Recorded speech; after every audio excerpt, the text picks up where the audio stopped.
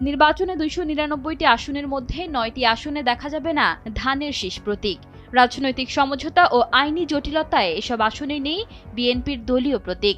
তাই নিজস্ব vote bank থাকা সত্ত্বেও নিজস্ব প্রতীক না থাকায় চ্যালেঞ্জের মুখে পড়েছেন প্রার্থীরা। আর এই সুযোগটাই কাজে লাগাতে চাইছেন দলের বিদ্রোহীরা, যারা বহিষ্কৃত হয়েও মাঠ ছাড়েননি।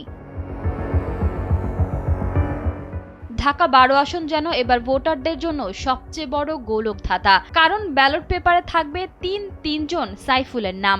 বিএনপির হয়ে নির্বাচনী মাঠে আছেন বিপ্লবী ওয়ার্কার্স পার্টির সাইফুল হক। অন্যদিকে বিএনপি থেকে বহিষ্কৃত হয়ে স্বতন্ত্র প্রার্থী হয়ে লড়ছেন সাইফুল আলম নীরব। একই সঙ্গে দুই সাইফুলের কাড়াকাড়ির মাঝখানে আছেন জামায়াতের সাইফুল আলম খান মিলন। ব্রাহ্মণবাড়িয়া ২ আসনের জোটের প্রার্থী জুনায়েদ আল হাবিব লড়ছেন খেজুরগাছ প্রতীক নিয়ে। কিন্তু সেখানে স্বতন্ত্র প্রার্থী হিসেবে বাধা হয়ে দাঁড়িয়েছেন ব্যারিস্টার রুমিন ফারহানা। দলীয় প্রতীক না থাকায় সাধারণ কর্মীদের বড় অংশই এখন ঝুঁকছেন রুমিন ফারহানার দিকে।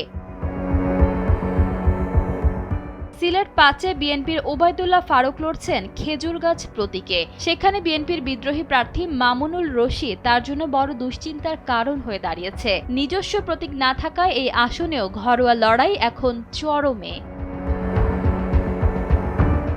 কুমিল্লা ৪ আসনে বিএনপির অস্তিত্ব টিকিয়ে রাখতে বাধ্য হয়ে ট্রাক প্রতীকের প্রার্থীকে সমর্থন দিয়েছে স্থানীয় বিএনপি। হাসনাত আব্দুল্লাহ এই আসনে প্রতিদ্বন্দ্বী হবায় আর প্রতীক হারিয়ে বেশ নড়বড়ে অবস্থানে আছে আসনটি। ভোলা ১ আসনে আন্দালিব রহমান পার্থর গরুর গাড়ি এবং নীলফামারী ও নারায়ণগঞ্জের জোট প্রার্থীরা লড়ছেন খেজুরগাছ নিয়ে। অন্যদিকে প্রতিদ্বন্দ্বী প্রার্থীরা এই সুযোগ কাজে লাগাতে তৎপর রয়েছেন। ব্রাহ্মণবাড়িয়া ৬ আসনে জোনায়েদ সাকি মাথাল প্রতীকে লড়াই করছেন ধানের শীষ ছাড়াই। অন্যদিকে কুমিল্লা ১০ আসনে আদালতের আদেশে ধানের শীষ প্রতীক পেয়েছেন বিদ্রোহী মোবাশ্বের আলম ভূঁইয়া। ইশিতা আক্তার, সময়ের আলো।